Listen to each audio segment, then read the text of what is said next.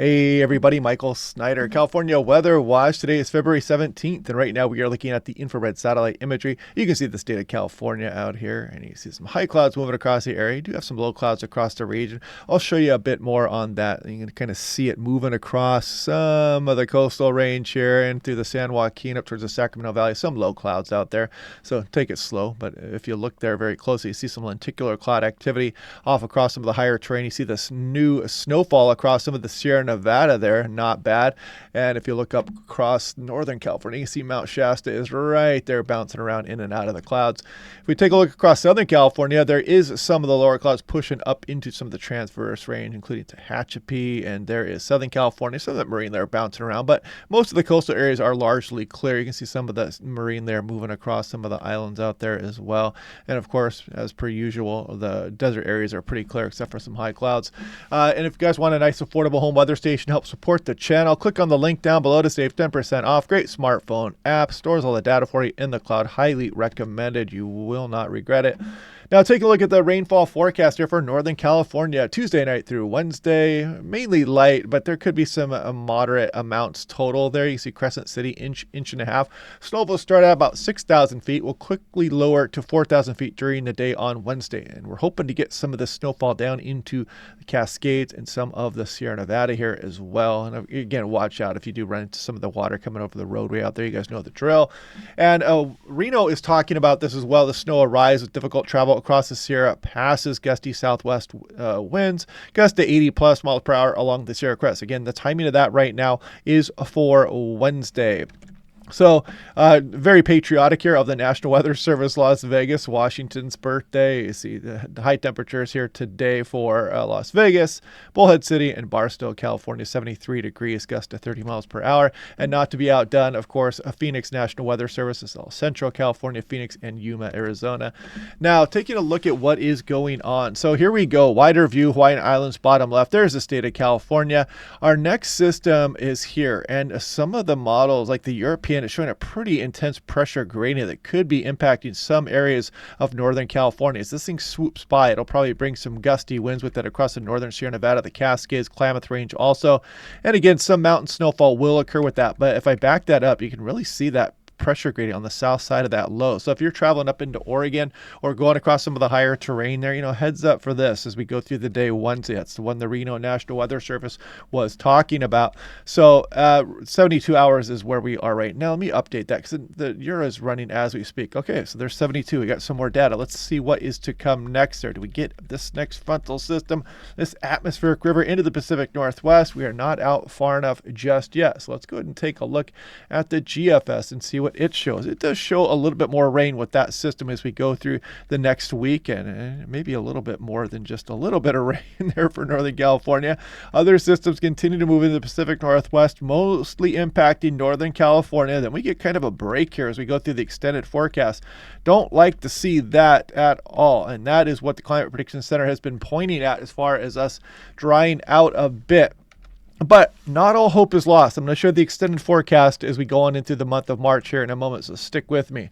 Composite reflectivity over the next 60 hours. There goes the next system. The frontal system may bring some rainfall down towards the Bay Area, and again, could bring a few inches of snow down towards Lake Tahoe. Some of the central Sierra Nevada maybe will tease out a little bit of precipitation towards the southern Sierra Nevada as that moves out as well. We'll take anything Mother Nature wants to throw us as far as snowpack, definitely.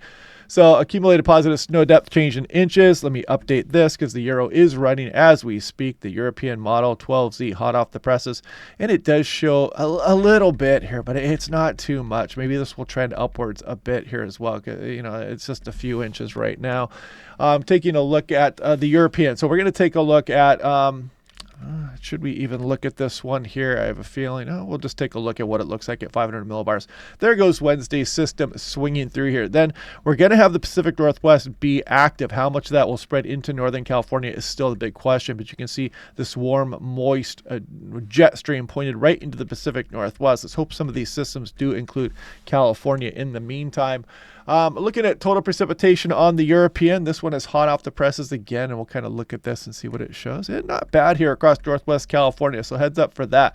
But again, this has been a very common theme so far this year.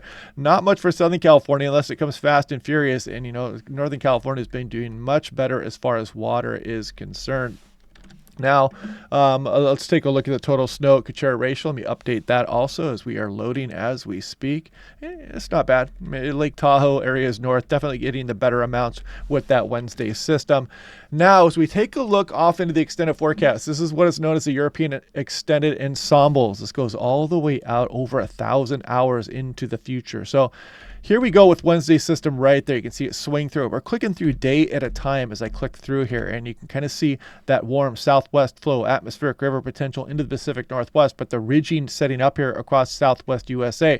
However, as we move on into the early portion of March, we start to get some troughing showing up here. Got a little bit of an inside slider regime look to it there, but this bodes better for California. If we can develop this troughing here and lower the normal heights across the western portions of Canada and down into some of the Pacific Northwest, this can generate systems back into the state of California as we go through March. And some of the March weather can be pretty rainy all the way down through Southern California there. So we still have time to make up some of this deficit because we have some pretty severe drought across some portions of Southern California and the southwest portion of the USA. But the European is pretty strong with this signal as well as we go through the month of March. As you see, I'm toggling back and forth here as we go through, March 10th and whatnot. It does show these lower than normal heights. Hopefully that can generate a few storms into Southern California without producing too much in the way of flooding. 6 to 10 day precipitation outlook, don't like to see that. Yeah. 6 to 10 day temperature outlook. Don't like to see that too much either. 8 to 14 day, and again with the below normal signal. But again, we're kind of hoping that March will bring that above normal storm track back into the state of California. Fingers crossed for that. And in case you missed it here, here's the entire state snow water equivalent. I'll just move away there, and you can see this is the median line there. We did really jump up with that last storm system. Very beneficial there. So we need a couple more of those here to keep us towards average as we go on in through the early spring months.